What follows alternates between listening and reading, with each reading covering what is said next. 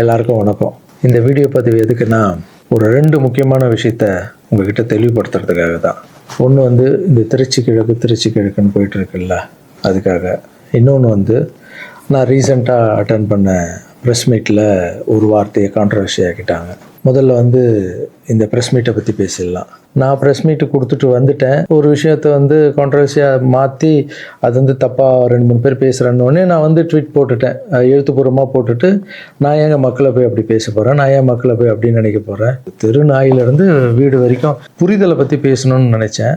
நான் பாட்டு ட்வீட் போட்டு எழுத்துப்பூர்வமாக போட்டுட்டு நான் ஷூட்டிங் போயிட்டேன். ஷூட்டிங் பண்ணிகிட்டே இருக்கோம். 2 நாளுக்கு அப்புறம் பார்த்தீங்கன்னா ஃப்ரெண்ட்ஸ் எல்லாம் ஃபோனு, நண்பா நீ இதுக்கு ஒரு வீடியோ போட்டால் நல்லாயிருக்கும், எல்லாம் தப்பாக புரிஞ்சிட்ருக்காங்க, ஒரு சிலர் இதை அட்வான்டேஜாக எடுத்துக்கின்னு உன்னை பற்றி தப்பாக பேசிகிட்டு இருக்காங்க அப்படின்னா, இப்போ அதான் ஒரு தடவை ட்வீட் போட்டுட்டான்ல, விட்டு நம்ம அதுக்கு போய் சும்மா பேசிகிட்டு இருக்கக்கூடாது.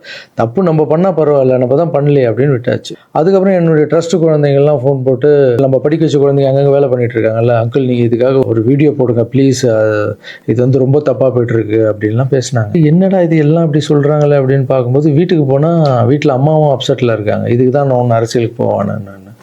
ஐயோ இது ஏதோ ரொம்ப தப்பாக இருக்குது போல். ஃப்ரெண்ட்ஸுங்கிட்ட எல்லாம் கேட்டு பார்த்தா, நம்ம சொன்ன எண்ணங்கள் வேறு, இவங்க தப்பாக பேசிகிட்டு இருக்காங்க, அதுவும் ரொம்ப தப்பாக இருக்குது அப்படின்னும் போது, எனக்கு ரொம்ப க்ளோஸான ஒரு பையன் ஒருத்தர் இருக்கார் என்னுடைய ட்ரஸ்ட்டில். அவர் பேர் ராஜகோபால். அவர் ஒரே ஃபோனில், அங்கிள் நீங்கள் இதுக்கு ஒரு ட்வீட் போட்டு ஆகணும், நீங்கள் அந்த ராஜகோபால் யாருன்னு நான் உங்களுக்கு இன்ட்ரடியூஸ் பண்ண போகிறேன். இது வரைக்கும் நான் பசங்களை டான்ஸ் ஆட வைக்கிறாருன்னு மேலோட்டமாக பார்த்துருக்கீங்க, பசங்களை படிக்க வச்சுருக்காங்கன்னு மேலோட்டமாக பார்த்துருக்கீங்க. அவங்க ஹாப்பியாக இருக்காங்க, இவங்க டான்ஸ் ஆடுறாங்க, இவங்களை படிக்க வைக்கிறாங்க, மாஸ்டர் பர்த்டே கேக் வெட்டுறாரு, இது மட்டும் தானே பார்த்துருக்கீங்க. ஒவ்வொரு வாழ்க்கையிலும் எவ்வளோ கஷ்டம் இருக்குது, அவங்கள நான் எவ்வளோ கஷ்டப்பட்டு வளர்த்தேன் அப்படின்றதெல்லாம் அப்போல்லாம் ரீல்லாம் இல்லை. இப்போ சொல்கிறேன், ஒரே ஒரு பையனுடைய அவர் எப்படி சேர்ந்தார், அவருடைய கஷ்டம் என்ன, நான் எவ்வளோ கஷ்டப்பட்டேன், அவர் இப்போ எந்த நிலைமையில் இருக்கார், எந்த நிலைமையில் இருந்தாலும் நான் அவர் எப்படி விடாமல் இருக்குன்றதை அந்த பையனை இன்ட்ரடியூஸ் பண்ணுறவாங்க. இவர் பேர் தான் ராஜகோபால். இந்த வீடியோவில் பேசியே அவனுன்ற முடிவில் வந்திருக்காரு. இவர் நிறைய ஆசைப்பட மாட்டார், ஏதாவது ஆசைப்பட்டு கேட்டால் செஞ்சிடணும், எல்லாம் கொஞ்சம் கோவம் வர அவருக்கு. இவர் யாருன்னு முதல்ல நான் சொல்கிறேன். இவர் சேர்ந்தது 20 வருஷத்துக்கு முன்னாடி என்கிட்ட சேர்ந்தார். எப்படி தெரியுமா சேர்ந்தார்? நைட் நான் படுத்துட்டு இருக்கேன், ஒரு 11 மணிக்கு சொல்கிறாங்க, கீழே உங்கள் வீட்டு கீழே யாரோ ஒருத்தர் வெயிட் பண்ணுறாங்க சார், உங்களை பார்க்கணும் அப்படின்னு சொல்கிறாங்க. இல்லைங்க 11 மணி ஆயிடுச்சு, காலையில் வர சொல்லுங்க அப்படின்னு. ஒரு சிலர் படிப்புக்கு ஹெல்ப் கேட்டு வருவாங்க, இந்த ஆர்ட் ஆப்ரேஷன் ஹெல்ப் கேட்டு வருவாங்க அப்படின்னு நினச்சி, சரி படிப்புக்காக தான் வந்திருப்பாங்கன்னு நான் நினச்சிக்கிட்டு காலையில் வர சொல்லுங்கன்னு சொல்கிறேன். இல்லை அப்பா அம்மா இல்லை, யாருமே இல்லை, ஊர்லேருந்து உங்களை நம்பி வந்துட்டாராம், ஸோ உங்களை பார்க்கணுன்னு வெயிட் பண்ணுங்கிறார். கீழே போய் பார்த்ததும் தான். அப்போ இவர் கொஞ்சம் நடப்பார், நல்லா நடப்பார். கொஞ்சம்னா பெண்டாய் நடந்து போய் வர அளவுக்கு இவரால் முடியும். போய் பார்த்தேன், அப்படியே கண்ணில் அப்படியே தண்ணி, அப்படியே கலங்கி என்னை அப்படியே கட்டி பிடிச்சார் 20 வருஷத்துக்கு முன்னாடி இவர். ஸோ அந்த அணைப்பிலே எனக்கு ஃபீல் ஆச்சு, இது வலி உள்ளே ரொம்ப இருக்குது, அவருக்குள்ளே நிறைய வலி இருக்குதுன்னு என்னால் ஃபீல் பண்ண முடிஞ்சது. ஏடாக நானும் உட்காந்து கேட்டேன், இல்லை சார் எனக்கு அப்பாவும் இல்லை அம்மாவும் இல்லை யாரும் இல்லை, என்னால் கொஞ்சம் தான் நடக்க முடியும். எனக்கு நீங்கள் உங்களை பற்றி கேள்விப்பட்டேன் சார், நான் இங்கேயே உங்கள் கூடவே தங்கிக்கிறேன் சார், உங்களை பற்றிலாம் நான் படிச்சிருக்கேன் சார், எனக்கு அப்பாவா அம்மாவா இருந்து நீங்கள் என்னை பார்க்கணும் சார் அப்படின்னு. அந்த நைட் டைமு, அவருடைய பேகு, நடக்க முடியாத ஒரு சூழல் அப்படியே பார்த்து, அப்போ தான் நான் ஆரம்பித்து சின்ன குழந்தைங்க இருக்காங்க, பெரியவங்களை எப்படி சேர்த்துக்கிறது உள்ள, குழந்தைங்க கூட போய் எப்படி நம்ம இவங்கள மிக்ஸ் பண்ணுறது, இந்த டவுட்டெல்லாம் இருக்குது மைண்டில், இதெல்லாம் ஓடுது.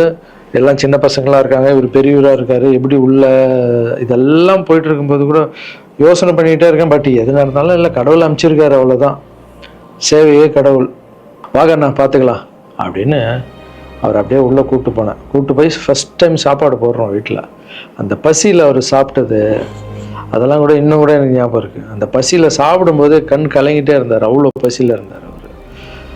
ஸோ இவருக்கு கீழே ஒரு ரூம் கொடுத்து, ஆஃபீஸ்க்கு போகிறதுக்கு முன்னாடி கீழே ஒரு ரூம் கொடுத்து, இவருக்குன்னு ஒரு செப்பரேட் ரூம் கொடுத்து, குழந்தைங்கள்லாம் உள்ளே இருப்பாங்க, இவர் மட்டும் ஆஃபீஸ்க்குள்ளே போகிறதுக்கு முன்னாடி ஒரு ரூம் கொடுத்து இங்கே தங்குங்கன்னொடனே அவர் அழுது எல்லாம் பயங்கர ஹாப்பியாக ஸ்டே ஆகிட்டார். அப்புறம் பார்த்தீங்கன்னா அப்படியே காலம்போது என் கூடவே இருக்காரு, ஹாப்பி, எல்லாமே மறுபடியும் இம்ப்ரூவ் ஆயிடுச்சு. ஒரு 3-4 வருஷத்துக்கு அப்புறம் ட்ரஸ்ட்டுக்கு நிறைய பேர் போகிறது இதெல்லாம் இருந்தது. அப்புறம் ஆஃபீஸில் உட்காருவோன்னா இவர் ரூம் பக்கத்துலேயே இருந்ததால் நான் என்ன சொன்னேன்னா, கண்ணா நம்ம ரூம் நம்ம மேலே மாற்றிக்கலாம், ஏன்னா ஆஃபீஸ் இருக்குது, உங்களுக்கும் தூங்கணும், டிஸ்டர்ப் ஆகும், நிறைய க்ரௌட் வந்துட்டு போகிறாங்க அப்படின்னு கேஷுவலாக, நம்ம பிள்ளை தானே, நீ மேலே எடுத்துக்கிடா கண்ணா அப்படின்னு சொல்லிட்டு போயிட்டேன்.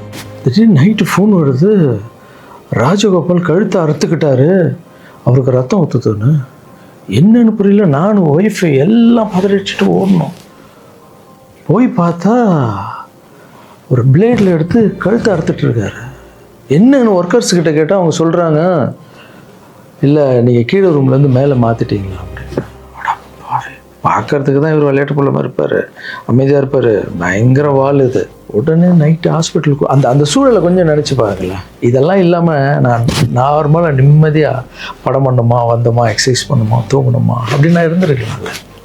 மக்களுக்கு ஏதோ ஒன்று பண்ணணும் தானே. இந்த ஒரு பையனுக்கே எப்படி நைட்டெல்லாம் போய் ஹாஸ்பிட்டலில் உட்காந்து அவருக்கு என்ன ஆகுமோ ஏது ஆகும்னு பயந்து, அதுக்கப்புறம் கூப்பிட்டு வந்து எதுவும் ஆகலன்னு கண்ணா இப்படி பண்ணாதுன்னா அதுக்கப்புறம் தான் அவரே புரிஞ்சுக்கிட்டார். ஒரு மாதம் மேலே இருந்தவொடனே, ஆமாம் மாஸ்டர் கீழேன்னா எல்லாம் வந்துட்டு போவாங்க, எனக்கு தூக்கமே இருக்க, மேலே நிம்மதியாக இருக்கு மாஸ்டர், ஹாப்பியாக இருக்குன்னு. இந்த மாதிரி பசங்களுக்கு டக்குன்னு கோவம் வந்துடும். அதை புரிஞ்சுக்கணும். இந்த ஒரு பையனுக்கே இந்த ஸ்டோரி இருக்குது. அதுக்கப்புறம் இவர் என்ன பண்ணார், நல்லா நடந்திருந்த பையன் வெளியே போவாதுன்னு சொன்னால் என்ன கேட்காம ஏதோ வெளியே போயிருக்கார். ஏதோ ஒரு இடத்துல போய் விழுந்து பேக் போனும் அடிபட்டுருச்சு. அவ்வளோதான், ஆப்ரேஷன் பண்ணாதான் இவரால் உட்காரவே முடியும்னு சொல்லிட்டாங்க. சரி, ஒரு ஹாஸ்பிட்டல் நான் டிசைட் பண்ணி ஆப்ரேஷன் போனாலும் நான் இந்த ஹாஸ்பிட்டல்லாம் ஆப்ரேஷன் பண்ணிக்க மாட்டேன், நான் காவேரி ஹாஸ்பிட்டலில் தான் ஆப்ரேஷன் பண்ணிக்கன்னு சொன்னார் அவர். ஏன்டா அது காவேரி ஹாஸ்பிட்டலில் அந்த டைமில் வந்து கலைஞர் ஐயா இருக்கார்ல, அவர் வந்து அந்த ஹாஸ்பிட்டலில் உடம்பு சரியில்லாமல் இருந்தார். இவர் அந்த நியூஸ்லாம் பார்த்துட்டு காவேரி ஹாஸ்பிட்டல் தான் சிஎம்லாம் இருக்காங்கல்ல, அதான் பெரிய ஹாஸ்பிட்டல், அங்கே தான் எனக்கு வேணும் அப்படின்னு. என்ன பண்ணுறது, தம்பி போல புள்ள மாதிரி வந்துட்டாரு. அதே காவேரி ஹாஸ்பிட்டல் கூட்டு போய் அங்க ஒரு டாக்டர், இப்போ டாக்டர் பேர் என்ன கண்ணா? ஷாம்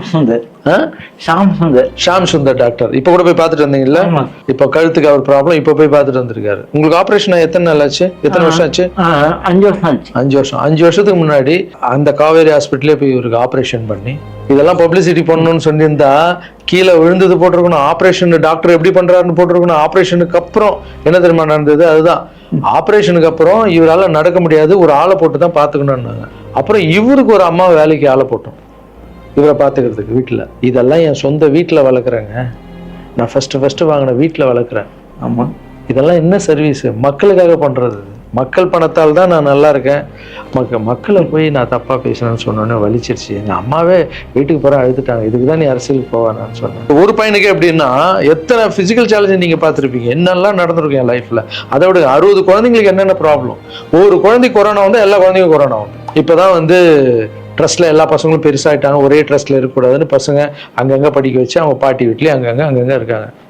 இப்போது ஒரு வாரத்துக்கு முன்னாடி தான் ஃபாதர்ஸ் டே வந்தது. நான் வளர்த்த குழந்தைங்க எல்லாரும் எனக்கு வந்து செலிப்ரேட் பண்ணுறாங்க. இன்னும் நம்ம இங்கே தானே வளர்ந்தோம், அப்பா தானே வளர்த்தாருன்னு என்னை பார்த்து இந்த பூச்செண்டு கொடுக்கும்போதெல்லாம் எனக்கு அவ்வளோ ஒரு சந்தோஷம். அதனுடைய அன்பு பார்த்தீங்கல்ல, யாருக்காவது கிடைக்குமா? ஸோ இதெல்லாம் மக்களுக்கு மேலே வச்சுட்டு இருக்க அன்பு மட்டும்தான். நீ பேசணுமா? என்ன பேச போற? அதான் நான் அங்கிள் சொல்லிட்டேன் உன்னை பற்றி எல்லாமே. இல்லை, நான் உண்மையாக சொன்னேன். சரி சொல்லு. இது வந்து யார் நம்ப மாட்டாங்க. இப்போ நான் வந்து பாதிக்கப்பட்டவன். சரி சொல்லு. நீங்கள் எப்படி பார்த்துட்டீங்கன்னா அந்த கடவுளுக்கும் எங்கள் அம்மாவுக்கு தான் தெரியும். இது நான் வந்து மக்கள் மாதிரி உங்களுக்கு நான் உண்மையாக சொல்லுவேன்.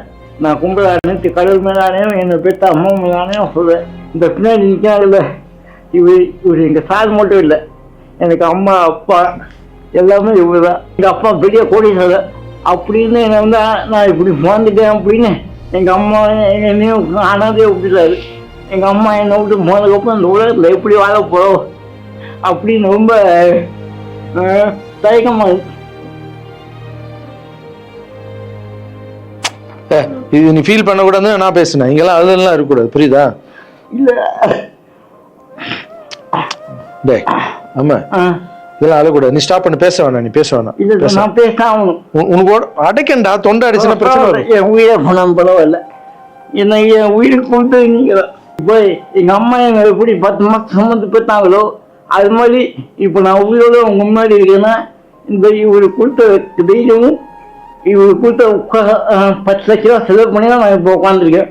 என்னோட தகுதிக்கு அவ்வளோ கூடிய ஹாஸ்பிட்டலில் நான் போய் ஆப்ரேஷன் பண்ணது கனவு கூட நினைக்க முடியாது. ஒருத்தங்க ஹாஸ்பிட்டலில் போய் சேர்க்கும் போது அவங்க சொந்த பண்ணோம் எல்லாரும் வந்து பார்ப்பாங்க, ஆனால் என்னையாலும் வந்து பார்க்கறதுக்கு ஆள் கிடையாது. ஆனால் என் மாஸ்டர் அந்த ஒரு கொலை கூட தெரியாமல் டெய்லியும் வந்து பார்ப்பாரு. போதும் உங்க பேர் ஆல்ரெடி கழுத்து வலியில் இருக்க, ரொம்ப பேச எமோஷனல்லாம் டிஸ்டர்ப் ஆகும். உங்களை கிட்ட போய் சொல்றது இந்த உலகத்துக்கு நான் வந்து நீங்க எப்படி சொல்லி நான் போனா கூட பரவாயில்ல. ஏன்னா உங்களை எல்லாரையும் தப்பா பேசுறேன், எனக்கு ரொம்ப கஷ்டமா இருக்கு. சரி அதெல்லாம் புரிஞ்சுப்பாங்க கண்ணா, அதெல்லாம் மக்கள் தப்பா பேசல, தப்பா பேசுற மாதிரி பண்றாங்க. நான் சொந்த வீட்டை கூட எங்களுக்காக கொடுத்துட்டு ஒரு வாழை வீட்டுல போயிருந்தாரு. இந்த காலத்துல அப்படி யாருங்க செய்வா? இந்த ஒரு பையனுடைய வாழ்க்கையில எவ்வளோ கஷ்டங்க, எத்தனை குழந்தைங்க வளர்த்துருப்பேன், எவ்வளோ கஷ்டத்தை பார்த்துருப்பேன். எனக்கு ஒன்று பண்ணுங்க, எங்கள் அண்ணன் தப்பாக பேசியிருக்க மாட்டார், யார் என்ன தான் சொன்னாலும் அவர் இதை பண்ணியிருக்க மாட்டார்ன்ற சப்போர்ட் மட்டும் எனக்கு போதும். ஏன்னா எங்கள் அம்மாண்ட இவ்வளோ கெஞ்சி எத்தனை வருஷத்துக்கு அப்புறம் அம்மா ப்ளீஸ்மான்னு சொல்லி விஜய் சார் வந்ததால் ஒரு நம்பிக்கை வந்து அம்மா போன்னு சொன்னாங்க.